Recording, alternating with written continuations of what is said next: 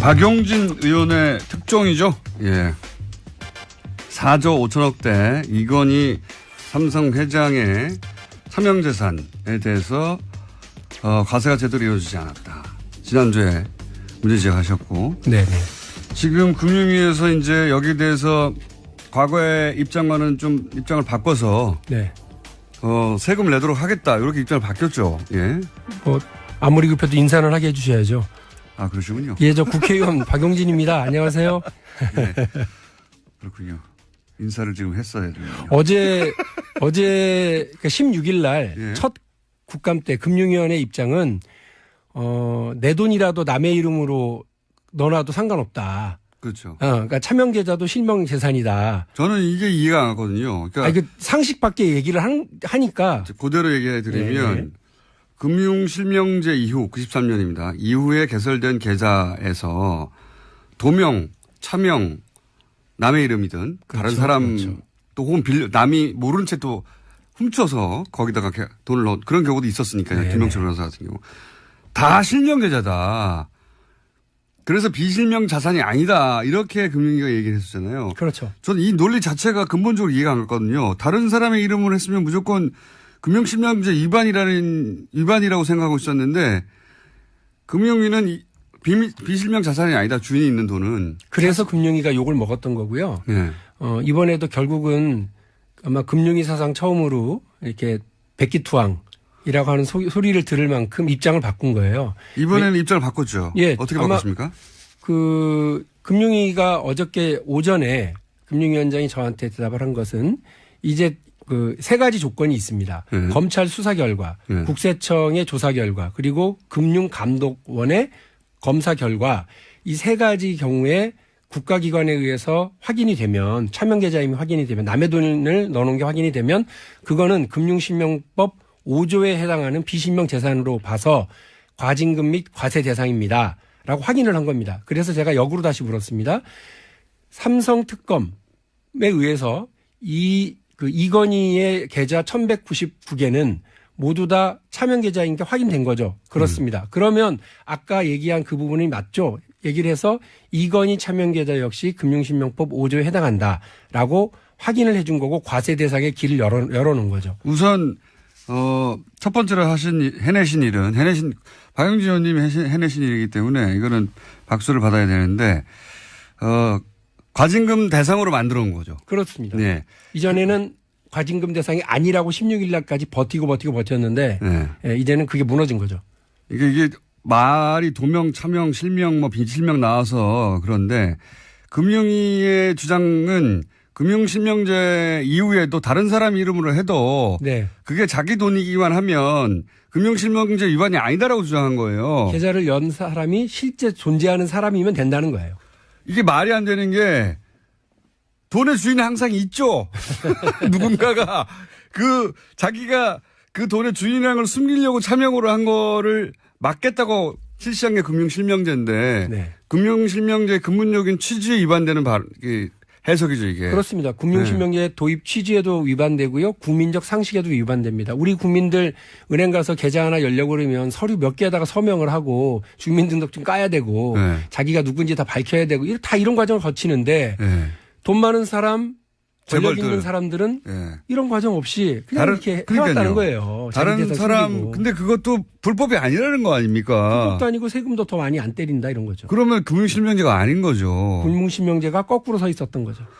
그거를 이번에, 근데 그게 이제 일반인들한테는 적용이 안 돼요. 재벌들한테 그렇게 적용이 됐었다. 그렇습니다. 그거를 삼성 이건희 회장의 비자금 4억 5천 세금이 어떻게 됐지 찾다가 발견하신 거고. 그렇습니다. 예. 금융위는 그게 맞다고 주장하다가 이제 이 시대가 바뀌었구나. 이게 우리 이렇게 가면 큰일 나겠다. 삼성만 봐주려고 이렇게 했던 거 아니야? 라고 하는 지적에 이제 손을 든 거고. 그렇습니다. 예. 그래서 그거 비실명 재산 맞습니다라고 이제 인정한 거죠. 네, 그렇습니다. 그래서 이제 과세 대상의 길을 열었죠. 과세 대상. 근데 이제 문제는 이런 지적도 합니다. 과세 대상이 되긴 했는데 과세만 해가지고는 뭐 1,000억대밖에 안 되지 않냐. 네. 지난 시간에는 과징금까지 합치면 뭐 조 단위가 나올 거라고 말씀하셨는데 너무 싸지 않냐. 이거 세금 조금 내는 길로 가긴 했는데 과징금으로 가는 방법이 없어져서 오히려 더 뭐랄까 충분히 단죄하지 못한 거 아니냐. 그 법에 그렇게 정해져 있다라고 하는 걸 전제로 일단 말씀드려요. 그러니까 93년도 김영삼 대통령이 저녁 8시에 느닷없이 금융실명제를 발표하는 걸 기준으로 해서 엄청 박수 받았죠. 네, 그 이전에 만들어 놓은 계좌는 과징금 및 과세 대상. 그 이후에 만들어 놓은 것은 과징금 대상은 아닌 과세 대상. 이렇게 분류가 되어 있습니다. 그런데 실제 오전에 너무 많은 관심과 주목을 받는 바람에 오전에 드디어 이건희 차명 계좌에 대한 과세길이 열렸다. 이 뉴스에 집중하는 바람에 국감에서요? 예. 어제 오후에 제가 했던 중요한 발언을 아무도 기사화를 안 했어요. 아, 그래서 알려지지 않았나요? 예. 그래서 제가 지금 말씀을 드리면 오후 국감의 질의에서 숨겨놨던 비장의 무기. 자, 금융위는 뭐라고 그러느냐면 1199개 이건희 차명 계좌 중에 20개는 93년 이전에 만들었다. 잠깐만요. 이게 이제 법이 93년 이전의 것만 과징금을 내게 돼 있어요. 네, 그렇습니다. 법 자체가 그래요. 이거는. 예. 그러니까 93년 이후에 만들어진 이런 차명은 그러니까 거기서 추가 발생한 세금만 내게 돼 있는 거거든요. 네. 세율을 높게 해가지고 90%까지. 그렇습니다. 그래서 거기서 이득이 발생하면 90%는 가져가겠다. 네. 이런 건데 지금 과징금은 50%를 가져갑니다. 원금의 50%를. 예. 그러니까 과징금은 그 추가적으로 발생한 수익의 일부를 가져가는 게 세금이라면 과징금은 그냥 원래 있던 돈 반 가져가는 거예요. 그렇습니다. 그러니까 이게 징벌적이기 때문에 훨씬 크단 말이죠. 그런데 과징금 대상이 지금 아니면 4조면 2조를 과징금으로 가져갈 수도 있는 건데 제가 이제 이 문제는 어떻게 되냐 이거죠. 처음 여기 나왔을 때도 그 말씀을 드렸어요. 20개만 과징금 대상이고 93년 이전에 만들었고 지금 현재 계좌 중에는 93년 이전에 만들어진 게 20개밖에 없다. 네. 그리고 그 나머지는 그래서 과징금 대상이 아니다. 그 얘기를 듣고 깜짝 놀랐어요. 대한민국에서 누구도 그걸 몰랐거든요. 그런데 우리가 막 조지다 보니 금융위가 조지다. 그거 저 표준어입니다. 네, 표준어입니다. 다소 저속한 표준어입니다. 이렇게 뒤를 캐다 보니 그 금융위원회에서 그동안 꽁꽁 숨겨놨던 자료를 막 우리들한테 제공을 합니다. 수긍하다 근데 보니까. 그중에 우리 황당했던 게 아니 상속재산이라더니 87년에 돌아가신 분이 어떻게 그 93년 이후에 개설할 수 6년이나 지나서 그거를 줬단 말이야. 이게 무슨 말이야? 하고 황당했다는 거죠. 그러나 어쨌든 그 조사 결과 20개만 93년 이전에 했다고 그러니 그 20개만 과징금 대상인가 보다. 그러나 그 20개는 실명 전환을 했다. 이렇게 해서 과징금 대상에서 빠져나갔다라고 우리한테 설명을 했단 말이에요. 오후 질의에 우리가 뭘 물어봤느냐면 그 20개가 원래는 이건희 명의가 아니죠. 이건희 명의가 아니었습니다. 차명이었습니다. 그러면 대상이고. 실명 전환을 할 때 이건희 명의로 했습니까? 그랬더니 아니요. 다른 사람 명의로 했습니다. 그럼 여전히 비실명 그러면 계좌니고. 오전에 얘기했던 차명계좌가 검찰 조사에 의해서 확인된 차명계좌는 비실명 재산으로 금융실명 5조에 의해서 과징금 및 과세 대상이라고 하였으니 이건희 명의로 바꾼 게 아니라 삼성의 김 과장에서 삼성의 이 과장으로 바꿨네요. 그렇습니다. 그럼 그것도 대상이죠. 아, 그렇네요. 이렇게 답이 나왔어요. 그리고 또 하나. 과징금 대상을 20개를 찾으셨고. 찾았습니다. 그다음에 1199개 중에 176개는 실명으로 본인인 것이 확인되어서 징계 대상이 아니어서 빼놓은 거예요. 검사 대상이 아니었던 거예요. 근데 그거는 그 176개입니다. 근데 176개는 과징금 대상인 93년 이전 건지 이후 건지를 그것도 확인을 안 한 거예요. 거기서. 우리한테 보고도 안 했어요. 그러면 그래서 176개를 물었죠. 찾아봐라. 그 176개는 이건희 명의냐 아니냐. 이건희 명의가 아닙니다. 다 명의가 아니니까. 그러면 오전에 확인한 대로 이것도 차명 계좌. 이것도 비실명. 검찰 조사에 의해서 확인된 비실명 재산.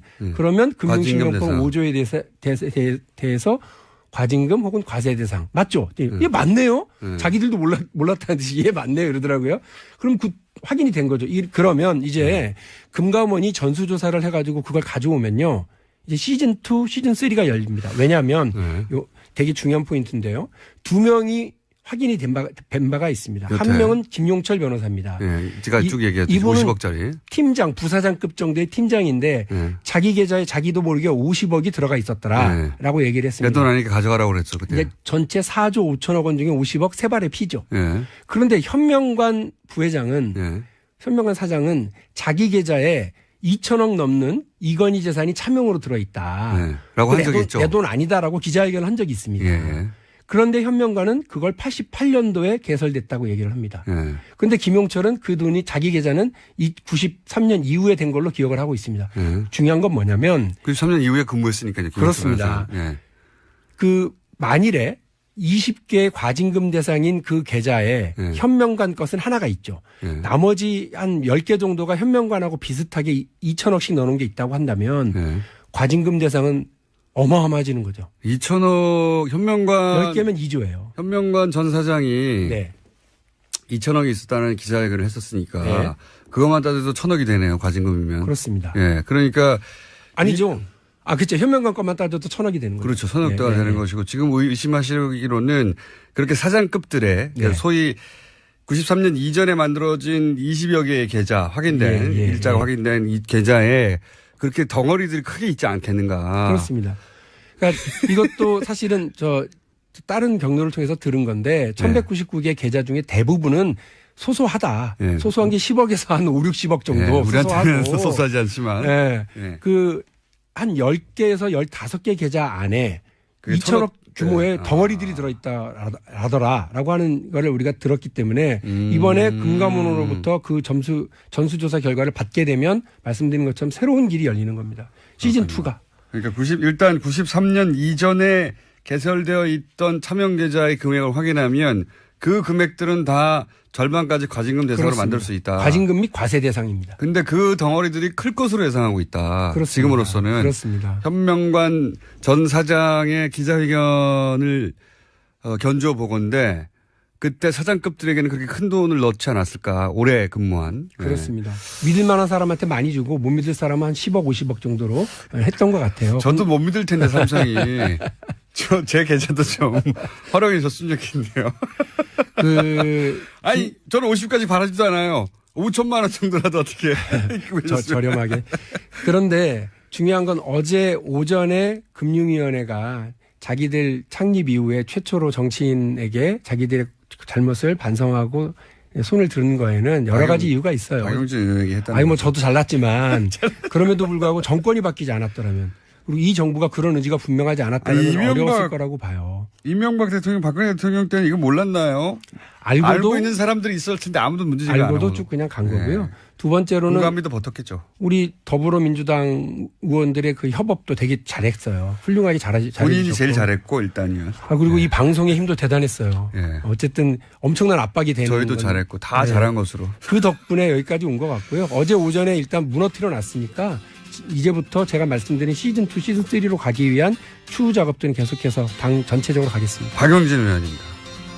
그래서 이건희의 계좌 1199개는 모두 다 차명 계좌인 게 확인된 거죠. 그렇습니다. 그러면 아까 얘기한 그 부분이 맞죠? 얘기를 해서 이건희 차명 계좌 역시 금융실명법 5조에 해당한다라고 확인을 해준 거고 과세 대상의 길을 열어놓은 거죠. 우선 첫 번째로 해내신 일은 박용진 의원님이 해내신 일이기 때문에 이거는 박수를 받아야 되는데 과징금 대상으로 만들어 온 거죠. 그렇습니다. 네. 이전에는 과징금 대상이 아니라고 16일 날까지 버티고 버텼는데 네. 이제는 그게 무너진 거죠.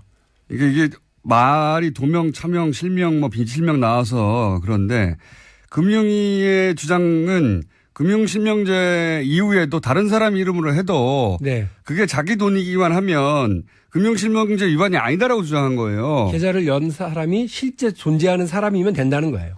이게 말이 안 되는 게 돈의 주인이 항상 있죠.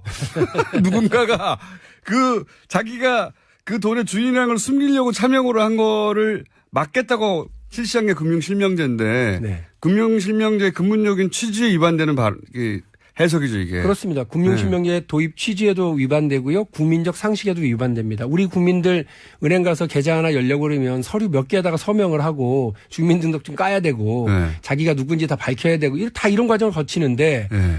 돈 많은 사람, 권력 재벌들. 있는 사람들은 네. 이런 과정 없이 그냥 먹었던 거고요. 네.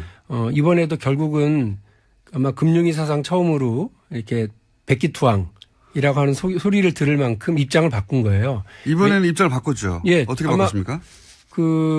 금융위가 어저께 오전에 금융위원장이 저한테 대답을 한 것은 이제 그 세 가지 조건이 있습니다. 검찰 수사 결과, 국세청의 조사 결과, 그리고 금융감독원의 검사 결과 이 세 가지 경우에 국가기관에 의해서 확인이 되면 차명계좌임이 확인이 되면 남의 돈을 넣어놓은 게 확인이 되면 그거는 금융실명법 5조에 해당하는 비실명 재산으로 봐서 과징금 및 과세 대상입니다. 라고 확인을 한 겁니다. 그래서 제가 역으로 다시 물었습니다.